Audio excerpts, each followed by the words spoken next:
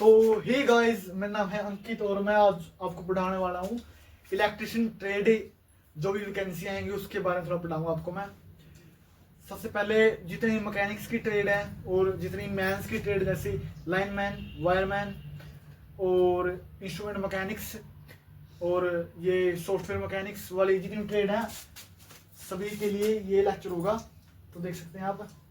तो सबसे पहले हमें देखना होगा कि इलेक्ट्रिसिटी क्या होती है। इलेक्ट्रिसिटी होती है द फ्लो ऑफ चार्जेस।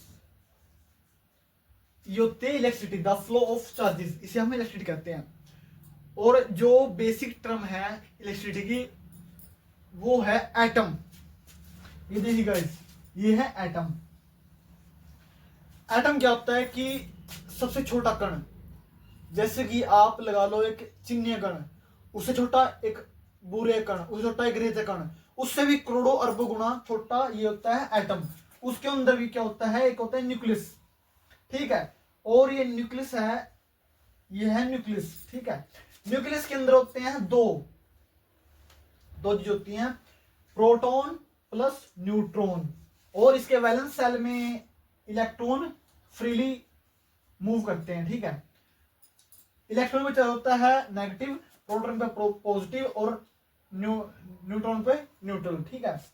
तो हमें देखना है कि जो the flow of charges is called electricity, या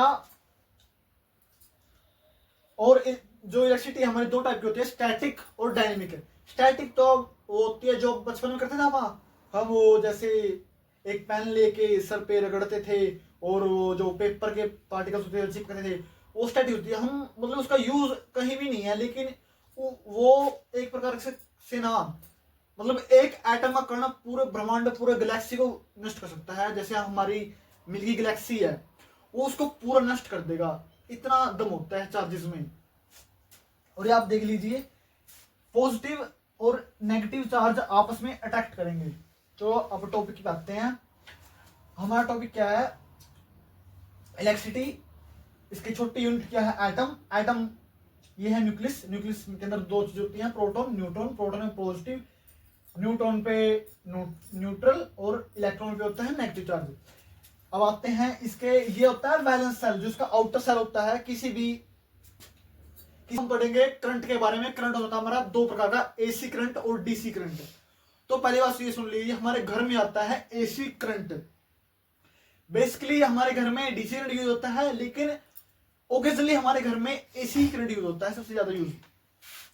सबसे पहले ये बात सुन लीजिए आप कि हमारे घर में 220 वोल्ट आता है करंट सिंगल फेज में। ये सिंगल फेज की बात कर रहा हूं मैं। और इंडिया में और आप एक घरों में, हमारे घर में 50 हर्ट्ज की फ्रीक्वेंसी आती है। हर्ट्ज किसकी यूनिट है, फ्रीक्वेंसी की एसआई यूनिट। तो अब करंट होता है दो प्रकार का, मैंने कहा था ना, एसी और डीसी। एसी करंट होता है अल्टरनेटिंग करंट और डीसी करंट होता है डायरेक्ट करंट। अब आप पूछेंगे सर एसी करंट ज्यादा डेंजर है या डीसी करंट ज्यादा डेंजर है? तो एसी करंट ज्यादा डेंजर, क्योंकि एसी करंट में सिंगल फेज, थ्री फेज, और डीसी करंट में क्या है, सिर्फ चार्जेस हैं, पॉजिटिव चार्ज, नेगेटिव चार्ज। अब आप सुन लीजिए, जैसे कि मैं बताऊं आपको कि जैसे एसी करंट से लगा के चलिए, थोड़ा सा आपको मैं थोड़ा बेसिक कराता हूं। जैसे एसी करंट में होता है सिंगल फेज और ये हो गया हमारा थ्री फेज। तो गाइस एक मिनट रुकना, मैं इसे साफ करूं थोड़ा सा।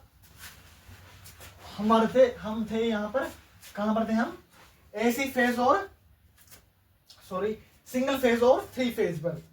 तो जो सिंगल फेज होता है ना, सिंगल फेज में क्या होता है, चलो पहले आपको थ्री फेज बनाता हूं मैं।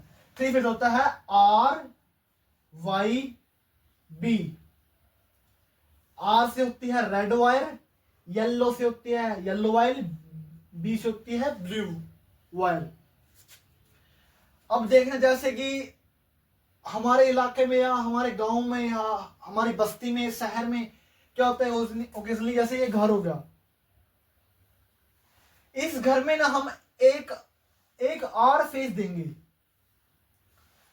आपने कभी सुना है घरों में टू लाइट आ गई, आपके जो डिवाइसेस थे, आपकी मान लो ये वॉशिंग मशीन होगी, ये सड़ गई थी और मतलब कि वाइंडिंग जल जाती है। ऐसा क्यों होता है, कभी जाना आपने?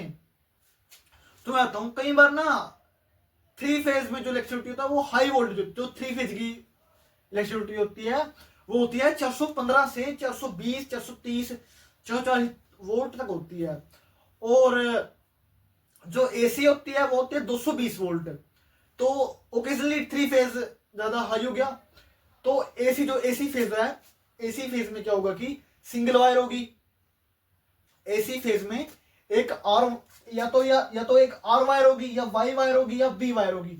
सिंगल फेज में क्या होगा, आर वायर प्लस एक न्यूट्रल वायर। लेकिन 3 फेज में हमें न्यूट्रल वायर की आवश्यकता नहीं पड़ती, क्योंकि जितनी भी एसी करंट से चलने वाली डिवाइसेस होती हैं उनके लिए न्यूट्रल वायर हमें कंपलसरी यूज करनी पड़ेगी।